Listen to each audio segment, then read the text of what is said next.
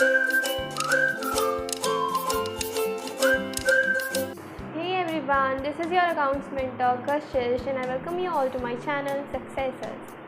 I know कि मैंने बोला था कि हम फंडामेंटल्स का एक समअप वीडियो करेंगे, बट मैं वो नहीं करवा रही। क्यों? क्योंकि मेरे माइंड में है कि हम जब सारे चैप्टर्स हो जाएंगे ना, तो फिर हम एक सीरीज़ करेंगे जिसमें हम सारे चैप्टर्स को एक एक वीडियो में ख़त्म करेंगे, ठीक है।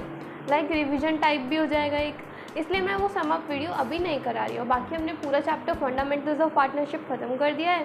सो इफ़ आपने वो सारी वीडियोस नहीं देखी तो जल्दी से डिस्क्रिप्शन में जाओ, प्लेलिस्ट का लिंक है, टैप करो और वीडियोस देख लो, ठीक है। एंड इसी के साथ अपना न्यू चैप्टर स्टार्ट करते हैं, which is goodwill. Goodwill chapter बेहद ही आसान चैप्टर है, मतलब सबसे ईजीएस्ट चैप्टर जिसको हम बोलेंगे ना वो यही है। इससे ज़्यादा इजी चैप्टर कोई एग्जिस्ट नहीं करता और बहुत जल्दी 1-2 क्लासेस, आई थिंक ये 3 से 4 क्लासेस में हमारा ख़त्म भी हो जाएगा। वीडियो काफ़ी छोटी छोटी होंगी, सो वॉच इट, ठीक है। अब हम सबसे पहले आज इसका करने वाले हैं ओवरव्यू एंड माइंड मैप, ठीक है, कि इस चैप्टर की गुडविल का मतलब क्या होता है। गुडविल बेसिकली इस चैप्टर में है क्या क्या चीज़ें, वो एक मैप देख लेंगे। प्लस में मैं आप लोगों को एक चमत्कारी टेबल भी दिखाऊंगी। वो टेबल ऐसी है कि वो हर क्वेश्चन में ना, मतलब उस टेबल की जो आइटम्स है वो यूज़ होती हैं, तो हम ना अभी से उस टेबल को कर लेंगे सो दैट हमको आगे कोई प्रॉब्लम ना आए। डन? चलो अब हम स्टार्ट करते हैं अपना overview and mind map. Goodwill जो है ना क्या होती है वो तो मैं आपको बता देती हूँ। गुडविल क्या होती है? Goodwill is a kind of reputation. Goodwill क्या होती है? एक रेप्यूटेशन होती है। जैसे कि मान लो मेरी एक दुकान थी, ठीक है, अब मैं उसको बेचना चाहती हूँ। मैं 5 साल से उस दुकान पे काम कर रही थी, बट क्योंकि मैं उस जगह से शिफ्ट हो रही हूँ, अब मेरा मन है कि अब मैं इस दुकान को बेच देती हूँ, ठीक है। उस दुकान में कुल जो सामान था, जो मेरे गुड्स थे, उनकी कीमत 50,000 थी, ठीक है। अब कोई मेरे पास आया, बोला मैं आपकी दुकान खरीदना चाहता हूँ, इस दुकान की कितनी कीमत है? मैंने कहा 80,000 रुपये। पर उसने बोला पर आपकी दुकान में सामान तो सिर्फ 50,000 का है, तो बाकी 30,000 किस चीज़ के? बाकी 30,000 उस गुडविल के, उस इज़्ज़त के जो मैंने कमाए, जो मैंने यहाँ पे अपनी रेपुटेशन बनाई, जो इस दुकान की, जो मेरी दुकान है, जो उसकी रेपुटेशन बन चुकी है ना, उसको गुडविल बोला जाता है। यानी कि लोग क्या करेंगे, अच्छा उस दुकान का सामान, उस दुकान की क्वालिटी तो यार काफ़ी अच्छी होती है, मुझे बड़े अच्छा लगता है, तो वो जो एक सुनते ही वो जो एक रेपुटेशन मैंने बना ली है, एक जगह जो मैंने बना ली है, वो उस चीज़ के 30,000 रुपये मैं मांग रही हूँ उनसे। समझ आया गुडविल क्या होता है? कि reputation, it is a kind of reputation. ये एक तरीके का हमारा एसेट होता है जो कि इंटेंजिबल होता है। इंटेंजिबल मतलब कि जिसको हम टच नहीं कर सकते, बस फील कर सकते हैं कि हाँ वो एग्जिस्ट करता है। That is goodwill, intangible asset, ठीक है। अब देखो, ये जो गुडविल है इसके हमारे 3 मेथड होते हैं। हम 3 मेथड से गुडविल कैलकुलेट कर सकते हैं। सबसे पहला average profit method, super profit method and capitalisation method. Question में मेंशन होता है कि आपको कौन सा मेथड यूज़ करना है, आप उसी मेथड को यूज़ करके फटाफट से गुडविल कैलकुलेट कर लेना। चैप्टर बेहद आसान है। अब एवरेज प्रॉफिट मेथड में भी 2 मेथड्स होते हैं, सिंपल या फिर नॉर्मल एवरेज प्रॉफिट मेथड, और दूसरा weighted average profit method.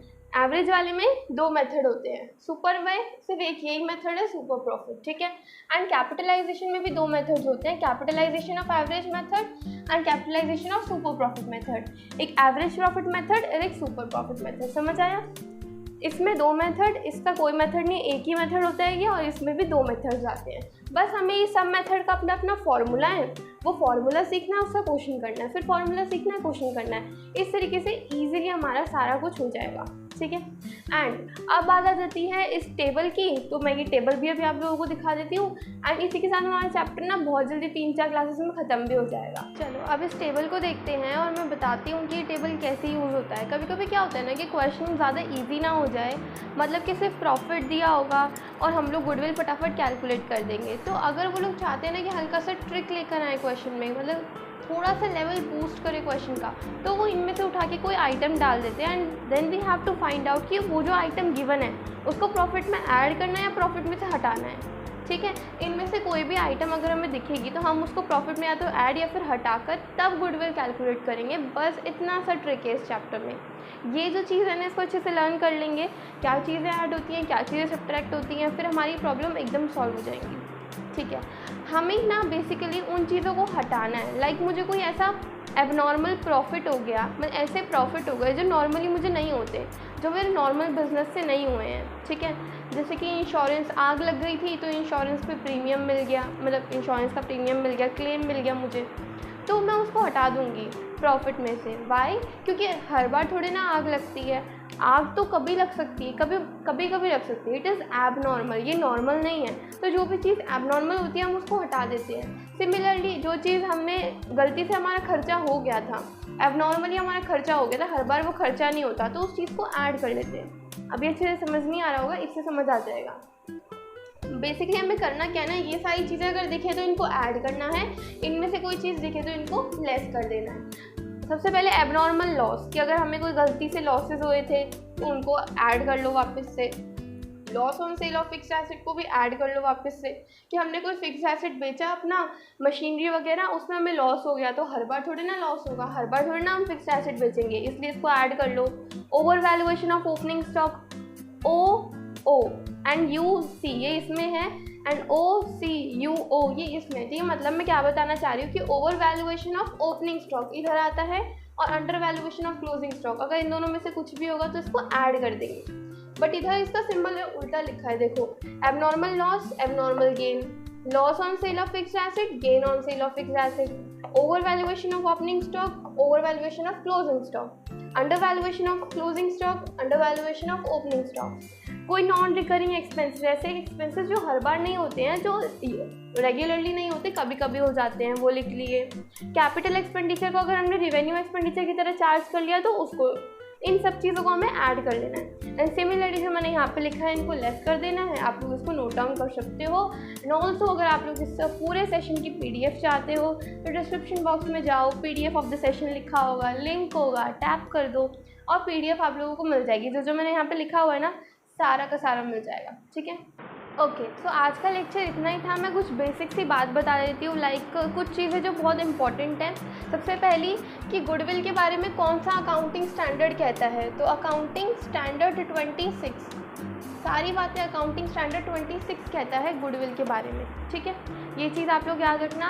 And also इसके अलावा कि जो गुडविल होती है वो दो तरीके की होती है, एक होती है परचेज्ड गुडविल यानी किसी से खरीदी हुई गुडविल, और दूसरी होती है सेल्फ जनरेटेड गुडविल। ठीक है, ये जो हम सारी कैलकुलेशन करते हैं ये सेल्फ जनरेटेड गुडविल की होती है, कि हमारी खुद की जो गुडविल है वो क्या है, उसको कैलकुलेट करने का ये तरीका होता है। परचेज गुडविल क्या होती है, जो हम किसी से खरीदते हैं। लाइक कोई, जब मैं अपनी दुकान बेच रही थी तो वो जो 30,000 की जो गुडविल थी, जो इंसान खरीद रहा था, उसके लिए वो परचेज गुडविल है। बट मेरे लिए जो मेरी गुडविल है वो सेल्फ जनरेटेड गुडविल है।